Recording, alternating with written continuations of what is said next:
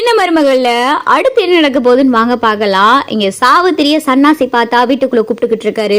சாவித்திரி, இப்படி எல்லாம் போராட்டத்தெல்லாம் ஈடுபட்டு அண்ணனுடைய மான மரியாதை எல்லாம் கெடுத்துக்கிட்டு இருக்க. அண்ணன் உண்மையில பயங்கர கோவத்துல இருக்காரு. என்ன பண்ணிக்கிட்டு இருக்க சாவித்திரி, புத்திக்கிட்டு போய் அப்படின்னு சொல்லி சன்னாசி பேசவும், என்ன புத்திக்கிட்டு போய் பேசிக்கிட்டு இருக்காங்க? உனக்கு 5 மணி வரைய நேரம் கொடுத்தேனா இல்லையா? அதையும் எல்லாத்தையும் வீண் பண்ணிட்டு இப்ப வந்துட்டு என்னமோ புத்திக்கிட்டு போய் பண்ணிக்கிட்டு இருக்கேன்னு சொல்ற.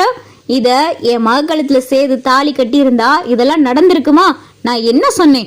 எப்பயோ நடந்த பிரச்சனைய இப்ப மனசுல வச்சுக்கிட்டு மொட்டை தலைக்கு மொனங்காலுக்கு முடிச்சு போட்டுக்கிட்டு ஏன் மகக்கழுத்துல சேது தாலி கட்டணும். அது இந்த இடத்துல கட்டினா கூட இந்த பிரச்சனை இப்படியே முடிஞ்சிடும். நீங்க ஏதாவது பண்ண மாட்டேங்கிறீங்களே. அப்ப நான் எங்க போய் எனக்கு நியாயம் கிடைக்கணுமோ நான் அங்க போய் நியாயத்தை வாங்கிக்கிறேன்.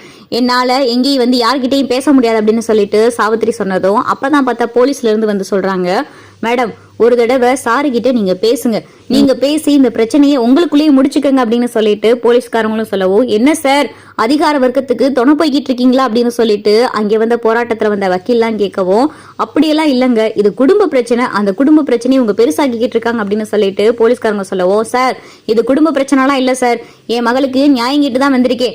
என் மகளுக்கு எடுத்தது அமைச்சருடைய மகன் சேதுதான் சார். சேது என் பிள்ளையை கெடுத்துட்டான். என் மகளுக்கு ஒரு வழி கிடைக்கணும். என் மக கழுத்துல அமைச்சரை விட்டு பிள்ளை தாலி கட்டணும், அவ்வளவுதான் சார். அது இந்த இடத்துல தாலி கட்டினா கூட இந்த பிரச்சனையை நான் இப்படியே விட்டுருவேன் சார். பெருசாலாம் பிரச்சனை பண்ண மாட்டேன்.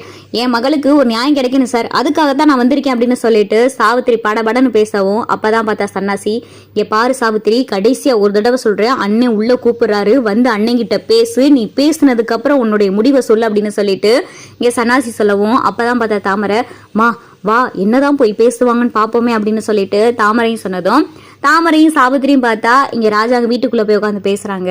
அப்பதான் பார்த்தா ராஜாங்க சொல்றாரு, இங்க பாரு சாவித்திரி, நீ எல்லாம் மீறி போய்கிட்டு இருக்க. என் பிள்ளை சேது எந்த தப்புமே பண்ணல. இதை நான் சட்டப்படி போய் உண்மை வெளிவந்துச்சுன்னா நீ என்ன ஆவேனே தெரியாது அப்படின்னு சொல்லிட்டு ராஜாங்க சொன்னதும், ஓ மிரட்டி பாக்குறீங்களோ? வெளியில இன்ன வரைக்கும் போராட்டக்காரவங்களா இருந்ததுனால என்கிட்ட அப்ப அமைதியா பேசிட்டு இப்ப வீட்டுக்குள்ள வந்ததும் மிரட்டுறீங்களோ அப்படின்னு சொல்லிட்டு சாவித்திரி சொன்னதும் அப்பதான் சன்னாசி, சாவித்திரி உன்னைய மிரட்டலாம் இல்ல, அண்ணன் இம்புட்டு தூரம் சொல்றாருல, தாமரைக்கும் சேதுக்கும் கல்யாண பேச்சை தவிர வேற என்ன வேணாலும் கேளுன்னு, சொத்து பத்து கேளு, காசு பணத்தை கேளு, ஏன் தாமரைக்கு நம்ம அண்ணனை விட பெரிய இடமா பார்த்து கல்யாணம் பண்ணி வைக்க சொல்லு, அதெல்லாம் அண்ணன் பண்ணுவாரு. ஆனா இதை தவிர்த்து வேற என்ன வேணாலும் கேளு, ஏன் நீ பிடிச்சதே பிடிச்சு தொங்கிக்கிட்டு இருக்க அப்படின்னு சொல்லிட்டு இங்க சன்னாசி சொன்னதும், என்னது பிடிச்சதே பிடிச்சு தொங்கிக்கிட்டு இருக்கேனா?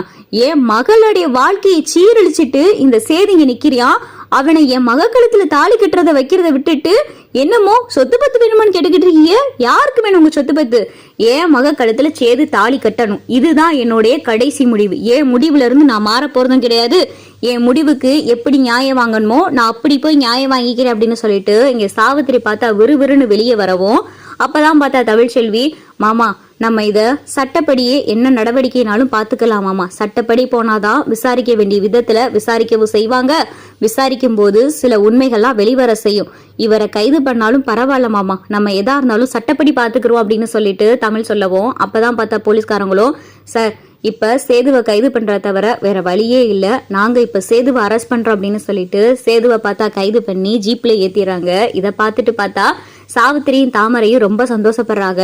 தாமரை, மா நம்ம எதுவும் பெருசா ஏதோ பண்ற மாதிரி இருக்கு, நம்ம எதுலயும் சிக்கிர மாட்டோமே அப்படின்னு சொல்லிட்டு தாமரை சொன்னதும், தாமரை அதெல்லாம் நம்ம எதுவும் சிக்க மாட்டோம்டி, இப்படியெல்லாம் போனாதான் நமக்கு ஒரு நியாயம் கிடைக்கும், கலகம் பிறந்தாதான் நியாயம் கிடைக்கும் அப்படின்பாங்கல்ல, அந்த மாதிரிதான் அந்த சேதுவை உன் கழுத்துல நான் தாலி கட்ட வைக்கிறேன் அப்படின்னு சொல்லிட்டு இங்க சாவித்திரி சபதம் போட்டுக்கிட்டு இருக்கு.